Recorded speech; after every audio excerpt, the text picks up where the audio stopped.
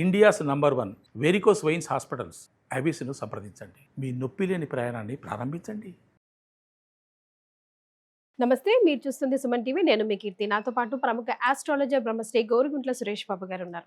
నమస్తే సురేష్ బాబు గారు. కీర్తి గారు నమస్కారం అండి. వృశ్చిక రాశి వారికి ఆగస్ట్ 1 నుంచి 31 వరకు ఎలా ఉంటుందో తెలుసుకునే పోయే ముందు ఆగస్ట్ నెలలో రాబోయే విశేషమైన పండుగల పర్వదినాల గురించి ఒక్కసారి డిస్కస్ చేద్దామండి. సో మీరు చెప్పిన విధంగా కనుక చూసుకుంటే ఆగస్టు మంత్ మనకి అష్టమితో స్టార్ట్ అవుతున్నాడు శ్రావణ మాసము. తర్వాత సప్తమి భాద్రపద మాసంతో ముగుస్తూ ఉందన్నమాట. టోటల్గా 31 రోజులు ఉంటాయి. ఇందులో మనం అన్ని చాలా పండుగలు ఉన్నాయి మనకి. బట్ బేసికల్గా వచ్చేటప్పటికి మనకి శ్రావణ మాసం మంగళవారాలు ఎక్కువగా చేస్తారు, సోమవారాలు చేస్తారు, మనందరికీ ఇష్టమైన శుక్రవారాలు చక్కగా చేసుకుంటూ ఉంటాం అనమాట. అంతేకాకుండా 8వ తారీఖు మనకి శ్రావణ మాసం వరమహాలక్ష్మి వ్రతం ఉందండి. 9వ తారీఖు వచ్చేటప్పటికి పూర్ణిమ వస్తుంది, రాఖీ పండగ. ప్లస్ అదే రోజు కూడా మనకి గాయత్రి మాత జయంతి, ఉపకర్మ, జంజాల పండగ ఇవన్నీ అంటారు. మనకి ఉపకర్మ చేసుకుంటారు చాలామంది. యజుర్వేదం ప్రకారం ఎవరైతే కనుక చేస్తారో వాళ్ళు జంజాలు మార్చుకొని గాయత్రి మాతకు మళ్ళీ ఫ్రెష్గా అన్ని రకాలు అదేమంటారంటే ఒక ప్రొసీజర్ సంధ్యావందనం అంతా కరెక్ట్గా చేసుకుంటారు. అగ్ని కార్యం కూడా ఆ రోజు చేస్తారు. ఇంతకుముందు ఎవరైతే కనుక సరిగ్గా చేయరు ఆ రోజు ఖచ్చితంగా మరలా ఇంకోసారి చేస్తారనమాట. ఆ టైంలో 16th వచ్చేటప్పటికి మనకి జన్మాష్టమి, శ్రీకృష్ణ జన్మాష్టమి ఉంది. తర్వాత 27th మనకి అందరికి బాగా ఇష్టమైన వినాయక చవితి ఉంది. సిద్ధి బుద్ధి ప్రదాత అని చెప్తారు. ఎవరికైనా కనుక అనుకున్న పనులు ఆటంకాలు వస్తూ ఉంటాయి కదా, ఆ ఆటంకాలు పోవటానికి. అలానే బుద్ధి, మనకి ఇంటెలిజెన్స్, విజ్డమ్, క్రియేటివిటీ ఇవన్నీ కావాలనుకున్నా కానీ వినాయక చవితి ఖచ్చితంగా సెలబ్రేట్ చేసుకోవాలి.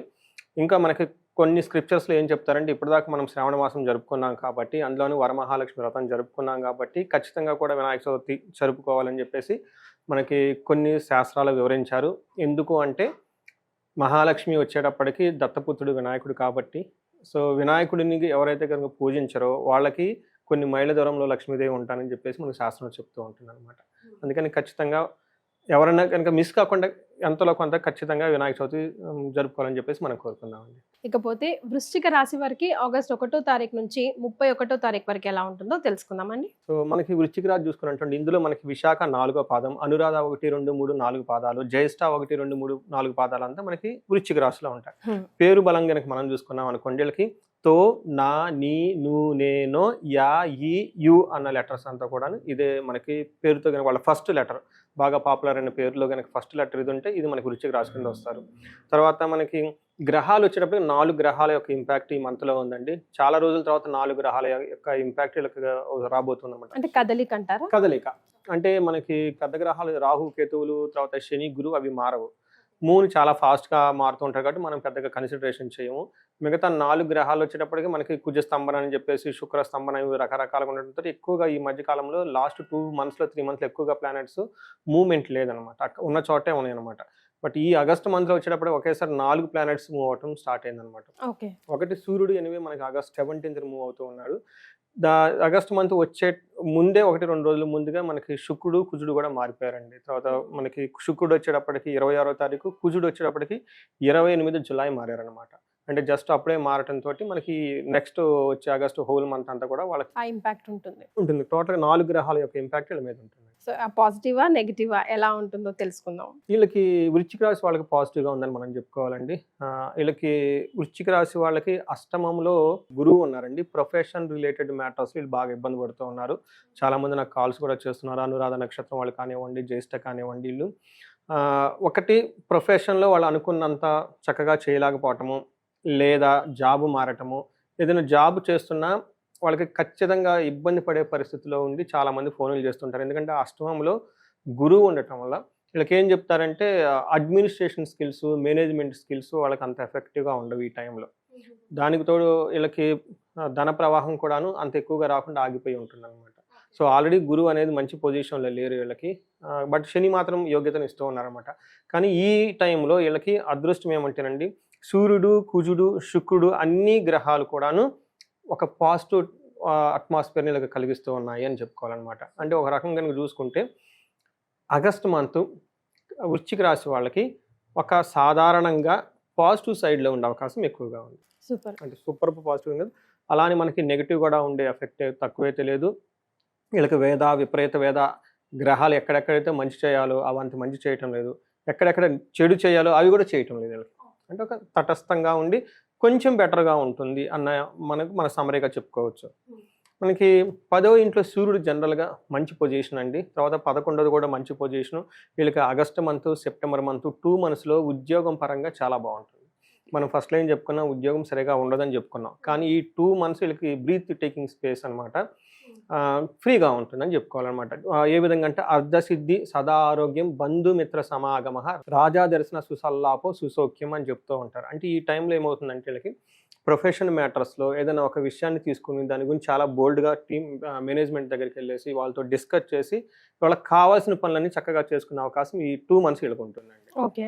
సో, వీళ్ళకి అప్పటిదాకా ఏదైనా గనక ఇబ్బందిగా ఉంటే ఇది బెస్ట్ టైం ప్రమోషన్ కానివ్వండి, లేదంటే వాళ్ళకి కావాల్సిన విధంగా వాళ్ళ జాబ్‌ని వాళ్ళు మోల్డ్ చేసుకోవడానికి ఒక బెస్ట్ టైం అని చెప్పుకోవాలి.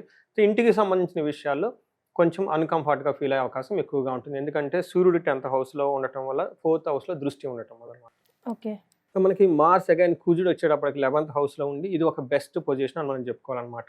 సో, మనకి ఏం చెప్తారంటే మహర్షులు 6వ ఇంట్లో గనుక కుజుడు ఉంటే ఆరోగ్యం అర్ధలాభం చ సంతోషం వస్త్రలాభకృత్ అని చెప్తారు. యత్న కార్యానుకూలత్వం ధైర్యం ఏకాదశే కుజే అని చెప్తారనమాట. ఏకాదశిలో కనుక కుజుడు ఉంటే వాళ్ళు ధైర్యంగా ఉంటారు. అనుకున్న పనులన్నీ చక్కగా చకచక చేసుకొని వెళ్ళిపోతూ ఉంటారు. ఆరోగ్యం బాగుంటుంది. సంతోషంగా ఉంటారు. మంచి షాపింగ్ చేస్తూ ఉంటారు. ధన ప్రవాహం ఉంటుంది వీళ్ళకి అని చెప్పుకోవచ్చు. ఓకే. అయితే జాగ్రత్తగా ఎక్కడ ఉండాలంటే వచ్చిన ధనాన్ని పోగొట్టుకునే అవకాశం కూడా ఉంది. థెఫ్టింగ్ జరిగే అవకాశం ఎక్కువగా ఉంటుంది. అది కొంచెం ఎక్కడైనా ఫంక్షన్స్‌కి వెళ్ళినప్పుడు కొత్త వాళ్ళు వచ్చిన వాళ్ళు ఇది ధనం పోగొట్టుకునే అవకాశం ఎక్కువగా ఉంటుంది. కొంచెం జాగ్రత్తగా ఉండాలండి. సో, ఈ ప్రకారంగా మనం చూసుకుంటే సూర్యుడు బాగున్నాడు, కుజుడు కూడా బాగున్నాడు. అయితే మనకి శుక్రుడు వీళ్ళకి 8th హౌస్‌లో ఉండి శుక్రుడు కూడా మంచి చాలా రోజుల తర్వాత ఒక మంచి వైభవాన్ని వీళ్ళని తీసుకొని వస్తున్నారని మనం చెప్పుకోవాలన్నమాట. మనం గనుక చూసుకుంటే శుక్రుడు వీళ్ళకి 8th హౌస్‌లో ఉండటం వల్ల మనకి శాస్త్రాల్లో ఏం చెప్తారంటే దుఃఖనాశో మహాసౌఖ్యం బంధుమిత్ర సమాగమః రాజా దర్శనం అర్ధప్రాప్తి రష్టమే భృగునందనే అని చెప్తారనమాట. అంటే మనకి భృగునందుడు అంటే శుక్రుడు అనమాట. ఈయన 8th హౌస్‌లో ఉండటం వల్ల అప్పటిదాకా ఏదైనా విషయంలో వీళ్ళు బాధపడుతూ ఉంటే ఆ బాధలకి ఫుల్ స్టాప్ పెట్టే టైం ఈ టైం అనమాట. అబ్బా!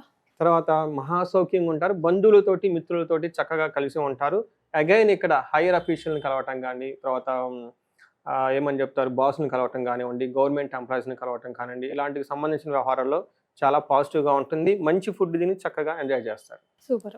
సో, అన్ని విధాలుగా బాగుంది. మరి నక్షత్రాల ప్రకారం ఎలా ఉందో కూడా సో, తెలుసు. నక్షత్రం ప్రకారం విశాఖ, అనురాధ, జ్యేష్ఠ 3 నక్షత్రాలు ఉంటాయండి. ఇందులో విశాఖ నక్షత్రం గనుక చూసుకుంటే వీళ్ళకి క్షేమంగా ఉంటారు. వస్త్రలాభం ఉంటుంది. ఎక్కడికన్నా లాంగ్ ట్రావెల్ చేయాలనుకున్నా, ఫారిన్ వెళ్ళాలనుకున్నా కానీ బాగా కలిసి వస్తుందండి. ఒక విషయంలో జాగ్రత్తగా ఉండాలి. హెల్త్ విషయంలో కొంచెం జాగ్రత్తగా ఉండాలి. ఓకే. సో, అనురాధ నక్షత్రం వాళ్ళకి అగైన్ చాలా క్షేమంగా ఉంటారు. ఫారిన్ రిలేటెడ్ మ్యాటర్స్ అంతా చాలా చక్కగా అనుకూలంగా ఉంటాయి. వస్త్రలాభం ఉంటుంది. అయితే దేహ పీడనము, రోగం ఫైనల్‌గా కొంచెం హెల్త్ విషయంలో జాగ్రత్తగా ఉండటం ఎంతైనా అవసరం అని చెప్తుంది. జ్యేష్ఠ వాళ్ళకి అగైన్ క్షేమంగా ఉంటారు.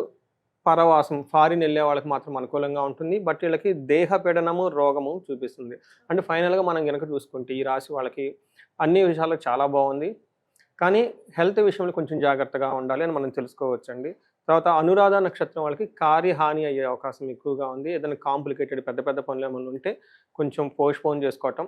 అంటే ఏమంటారంటే tackle the tough task piece by piece అన్నట్లు ఒకేసారి నెత్తికెత్తుకోకుండా నిదానంగా సింపుల్‌గా స్టెప్ బై స్టెప్ చేసుకుంటే ఈ అనురాధ నక్షత్రం వాళ్ళకి బాగుంటుందండి. సో, ఓవరాల్‌గా చూసుకుంటే వృశ్చిక రాశి వారికి ఆరోగ్యపరంగానే కొంచెం ప్లస్ ఆర్ మైనస్‌గా కనిపిస్తుంది కాబట్టి ఎలాంటి రెమెడీస్ సూచిస్తారండి? పరిహారాలు చెప్పుకునే ముందండి నేను చాలా మందికి కుబేర పాశుపతాభిషేకము, తర్వాత మహాలక్ష్మి విశేష హోమాలు చాలా మందికి ఇళ్లలో చేపిస్తూ ఉన్నానండి. చాలా మందికి చేపించాను. కొంతమందికి ఫారిన్‌లో ఉన్న వాళ్ళకి ఆన్‌లైన్‌లో అంతా చేసి ఇచ్చి ఉన్నాం అనమాట.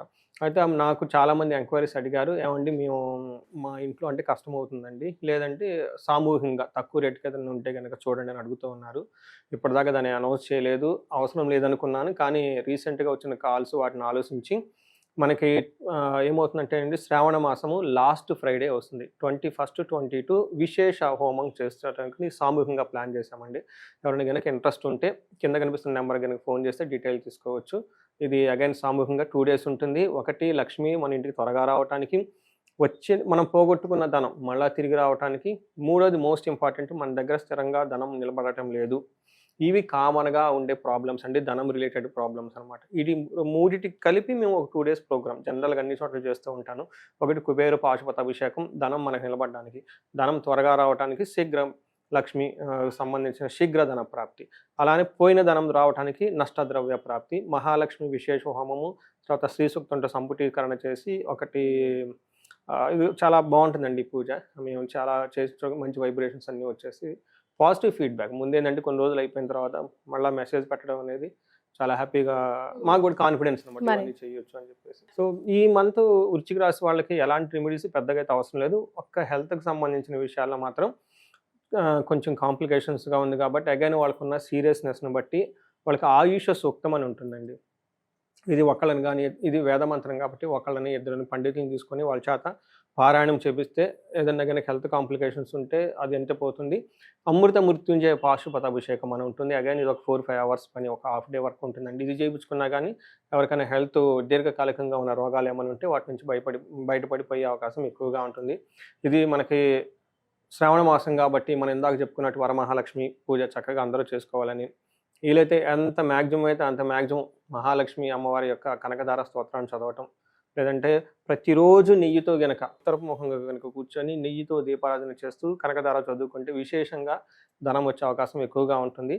అందులోని ఇది పవిత్ర మాసం కాబట్టి దీన్ని అందరూ సద్వినియోగం చేసుకోవాలని చెప్పేసి నేను కోరుకుంటున్నాను. తప్పకుండా అండి, చాలా సంతోషం. ధన్యవాదాలు. ధన్యవాదాలు.